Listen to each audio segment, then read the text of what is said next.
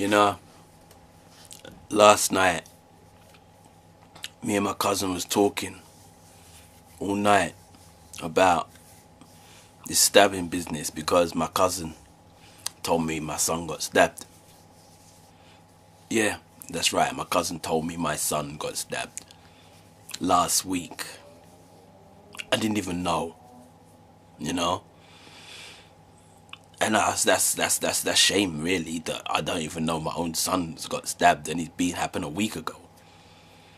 And really, that's the crux of the matter, is that I don't even know my own boy.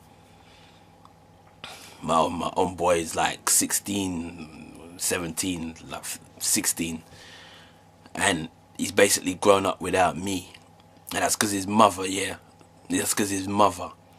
Because she loved argue so much, yeah, I just couldn't handle it no more. And I left when he was about 2. Couldn't handle it no more. And we just had too much isms and schisms and I just left. But I never meant to leave for the rest of his life. I just meant to leave for a little while and I was going to go back. But true say, I did meet another girl and I ended up getting the next picnic. And then the thing is that I ended up leaving her too. And my cousin, he just said to me, man, we're just being honest with each other. And he showed me that I'm just got this illness that we seem to have, a lot of us black men.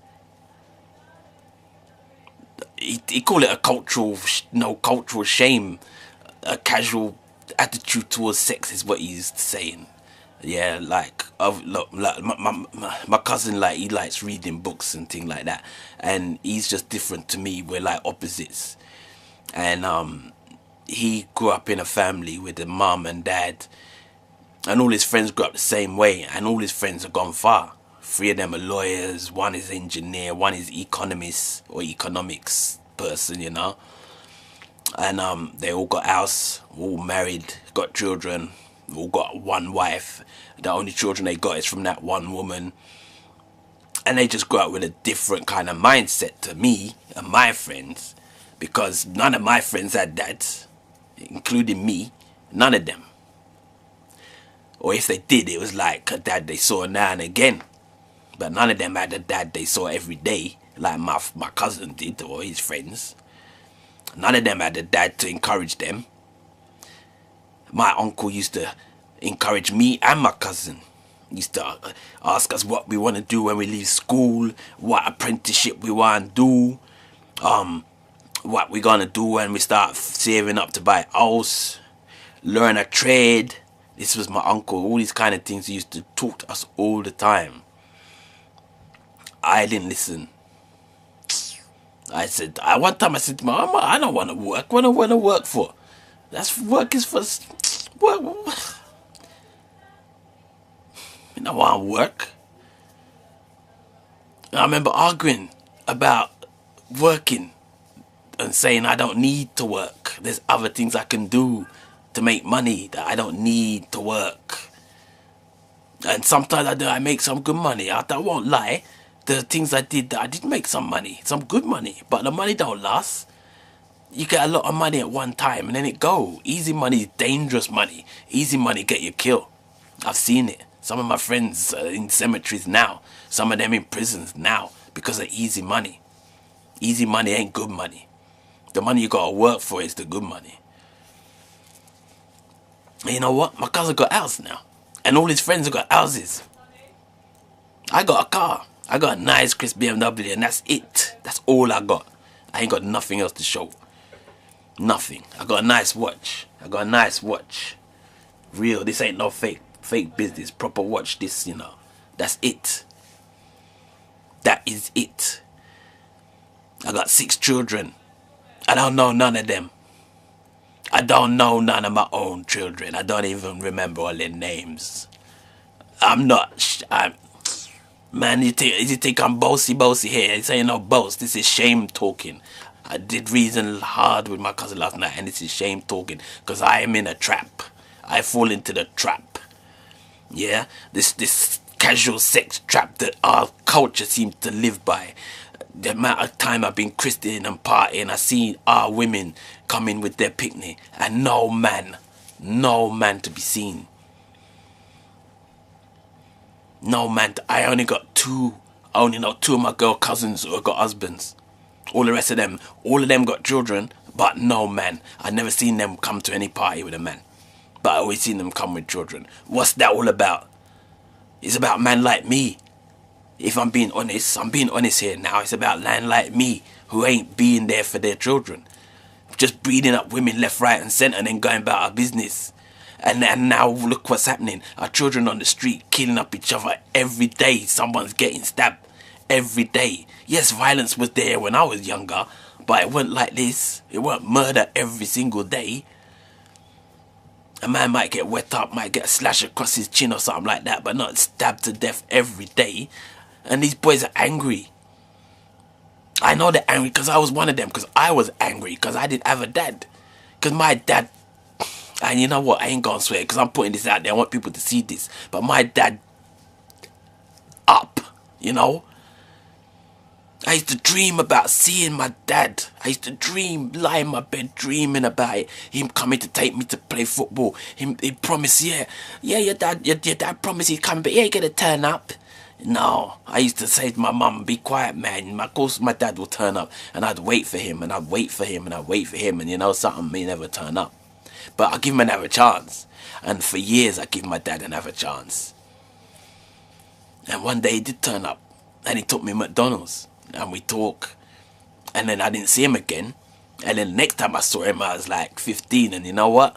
I just looked at him, and he looked at me, and he kind of questioned if I was his son. He said, you know something? I was never actually sure if you're my picnic. Man, when he said that to me, I had to go outside. Because I wanted to kill him right there and then. But I had to go outside, and I cried. I won't lie to you, I cried. And from that moment on, you could not control me. I didn't care about nobody. I was out on the street after that. I was mugging people. I was selling this, that. I was beating man down. Because I didn't care anymore. I had nobody. My mom couldn't control me no more. I was growing too big for her. Too mouthy. She couldn't control me. She tried. My mom tried hard to raise us properly. But after that, when my dad said that to me, that was it. I was gone. Look in here, you know? I was gone. I didn't care who I hurt. I didn't care who I beat up. I didn't care who I pulled knife on. I never stabbed no one, but I showed them the things. And you know what's happening now? My son gone the same way as I did. My son don't like me. He never seen me since he was like 3-4 years old. I'm sure he don't like me. Sure of it. His mom can't control him no more. When you get to a certain point, he's on the street now. It's the man on the street is teaching him things. Whereas my cousin, his dad was teaching him about apprenticeship and scholarship and all this ship and that ship. Nah, no one there's teaching that. They're teaching my son, probably men out there teaching him drug ship and mug ship. That's the only ship him learning. And it's my fault. And it's other men like me. All my friends, I got 5 friends. I'll compare with my cousin's 5 friends. 5 friends, you know how much picnic we got? One of them got 8. Another one of them got 8. One of them got 5. One got 3. What's that? 8 and 8, 16. 17, 18, 19, 20, 21, 3, 22, 23, 24. I got 4. 25, 26, 27. What's that? 3. That's 4 of us. 27, 32 children. 5 of my friends. We got 32 children between us. And none of my friends is always with their children. None of them. None of them. I don't see none of them with them children all the time.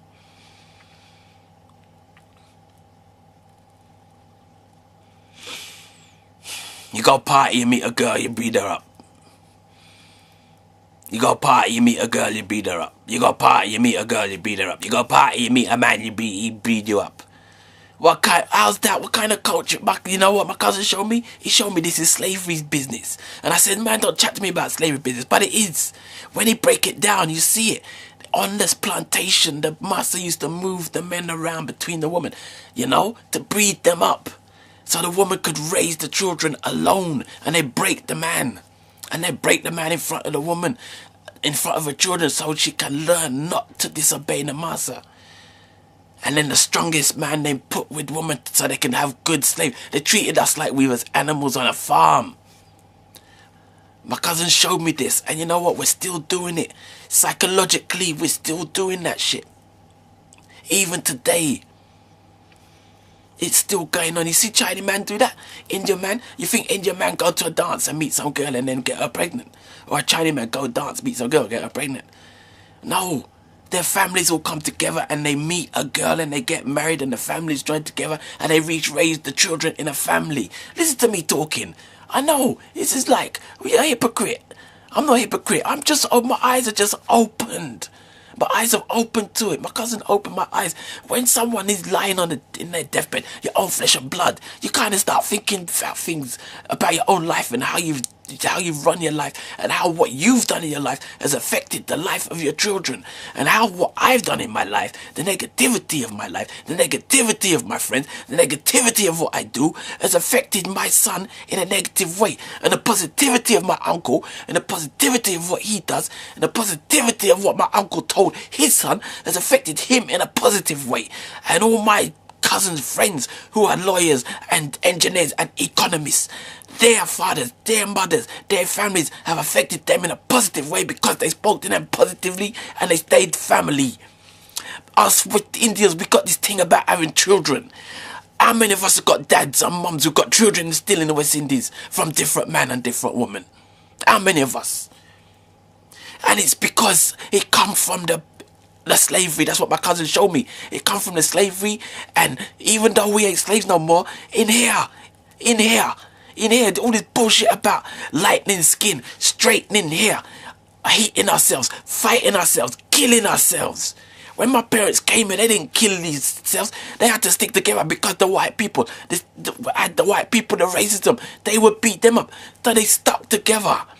But the racism has kind of gone away like how it was, the skinheads and all that business. So now what's happened? We're turning on ourselves. Poverty as well. Poverty is a hard thing, but you can get out of poverty. You can get out of poverty with the right mentality. Yeah, I sound like I'm some kind of teacher, but I'm not. My eyes are opened. My son is lying there stabbed. And when that happens, you have to start thinking about your life. And you start looking at your life. And I start looking deeply at us, at our culture. And our culture is up. When you constantly got women with children and no fathers, our culture is up. Effed up. People like me who ain't seen their son for like 10, 12 years. What kind of bull is that, man? You know something, when I finish this, I'm going to the hospital. I don't care what his mother says, I'm going to go see my son. And I'm going to be a father. For the first time in my life, I'm going to be responsible for my children. Not just him, all the rest of them. I'm not just saying this. I don't want any more of them in hospital. He survived. Thank God he survived and he's alive. You know, I didn't even know I care for my own boy, but I do. I care for my own boy. Thank God he's alive. And I don't want my daughters repeating their mother's mistakes and getting pregnant. Getting pregnant from some one night stand, 2 night stand. I don't want that for them either. I'm going to talk to them. I'm going to talk to them. I'm going to go see my son. I don't care what his mother says. I'm going to go see my son. And I'm going to tell him I love him. Because I do. I don't want him to be like me. I want him to have a chance. And maybe this is the eye-opener for me. For me. To stop the stupidness. To stop. When my cousin used to tell me about why am I building spliff in front of my children, I tell him to shut up. Don't be stupid. Building spliff in front of a 2-year-old. My uncle never built no spliff in front of me. I don't even know if my uncle smokes. My uncle never showed me negativity. He only ever spoke and showed me positive things. And the only thing I and my friends have ever shown our children is negativity. Building spliff. Talking about glorifying. Being a thief. Comparing notes with your children about who you rob, who you meet in prison. What kind of is that, man? What kind of reason is that? It's bull. No more. We gotta stop this, man. We gotta grow up. All of us grow up. It's Stop hating each other. Come together. Be a family. Raise the children. I'm going to the hospital. I'm going to see my boy. Thank you.